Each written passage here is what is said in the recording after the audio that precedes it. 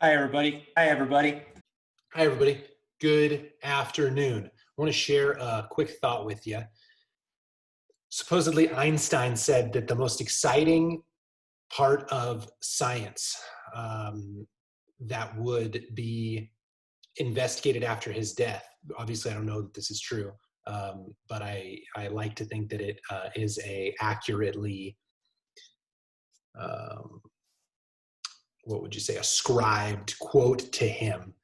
He said, emergence, the science of emergent properties will be the most exciting body of scientific endeavor. So I invite you to think about emergence. It's very fascinating, right? Start with the most basic, the bosons, the colors, the quarks. And then you get to, atoms, and then molecules, and then chemistry, and then biology. Each layer simply the constituent elements, many, again, for lack of a better word, elements, call them agents, acting together, and then through their work in concert, creating something of higher complexity, right? That has its own existential validity, right? So we're to biology, the prokaryotic cell. Then, of course, the eukaryotic cell, right? Prokaryotic is like archaea and protozoa, and then the eukaryote is the assimilation of organelles and things. And then like a tissue, like a, I don't know, like a algae mat or something like that, right? Like a coral reef or something, right? And then a organ, right? Like it's now folded in on itself. Then an organ system. Then, of course, an organism. Then an organization. Then maybe how about an economy or a society, right? Like many organizations working in concert.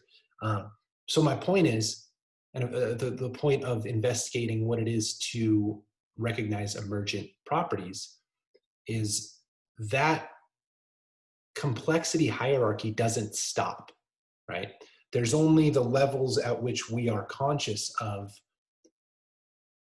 agents working in concert and creating something of a higher order of magnitude that has its own innate intelligence, right? One of the reasons why I'm given to believing, frankly, and I'm not in the business of selling belief, right? This is all free, my content.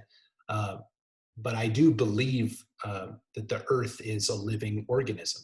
I think there's a lot of good science to back that up beyond just the, new agey, hippie and kind of energy community would tell you.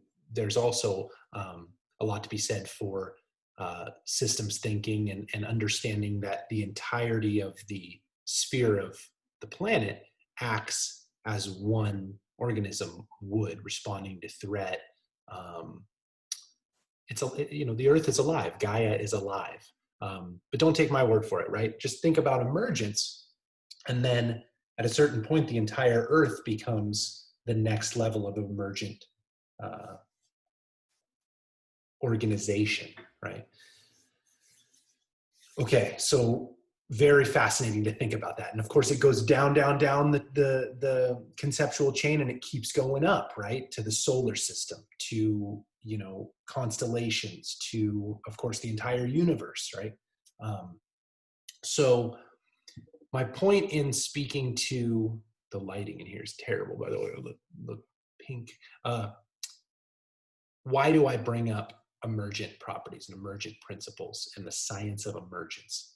Because I realize, after having done a Zoom call with a friend of mine, that the utility, the virtue of humanity, of human beings, is the degree to which we can interact with as many others in our circle, for lack of a better word, as we can.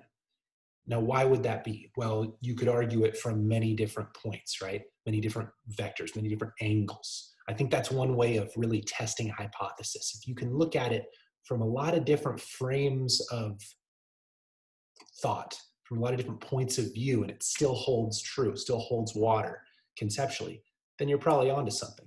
So why would it be existentially good? That's the claim that I'm making. There is value, there is virtue in interacting with as many people as possible in a positive way, in the best way that you can. Okay, like that is to say, the claim is if a person interacts with 100 people and shares their passion, that's existentially more valuable than that same person only interacting with 10 people. Oh, well, what if they're an introvert? What if they've been hurt in the past? What if they're not trusting? All of that aside, from a purely mechanistic point of view, and again, I think you can interpret this from any point of view and it still stands, but from a mechanistic point of view, the more connections that you make in this emergent model of the way that matter organizes itself, the more complex geometrically the environment around you becomes. And the environment around that becomes, it's a geometric expansion of this kind of higher order intelligence, the complexity, the intelligence above which you're operating at. So I'm sitting here telling you this stuff, not because I'm selling you something, not because I'm so great and listen to me, because I want to ping you guys with something that I think is true. And I think people in the business community know this. I think people in the philanthropic community know this. Certainly guys like Tony Robbins and Tim Ferriss and Joe Rogan, and Oprah, and I mean, I can go on and on. Certainly politicians know this. The degree that you reach people on the plane that you are at with a resounding message from yourself, one that is true, or else you're playing the wrong game, I would argue, but one that is true, the more that you can use this science of emergence, this recognition of the existence of emergent properties to your benefit, to the benefit of your circle, to the benefit of your community, and to the benefit of whatever it is that operates at a higher conceptual level, a higher order of magnitude is not the right phrase, at a higher abstraction from where you're at. So I'm going to continue to put out content, as disjointed and abstract and long-winded as it may come off sometimes. I'm going to try to get more pointed and more focused, and working on putting out my masterclass. So stay tuned for that. I'm very passionate about talking about mental toughness. I think rebranding what I find to be extremely helpful and positive and pragmatic and hopefully helpful is moving away from the dialogue around mental health, mental illness, and moving towards a dialogue around mental toughness, mental strength. And of course, Tria Brand is my company, and the profundity of using Tria as a symbol for these kinds of value adds to the marketplace is, Tria, of course, 3: mental, physical, and emotional, spiritual. I think are 3 ways to conceptualize health, fitness, toughness in the human being that are tangible, that we all can understand for our daily life. And I'm not interested in being, the top of the pyramid. I don't want to be the guru. I don't want to be the one looked to for the end all be all or the answers or anything like that. I'm just not that much of an egomaniac. I have dealt with narcissism in the past, and I know that if I set myself up in that light, it's extremely self-destructive. So what I'm endeavoring to do is catalyze and create these conversations around these topics for us, right? I'm going to sit here and tell you, what my fitness regime is, what supplements I take, how often I,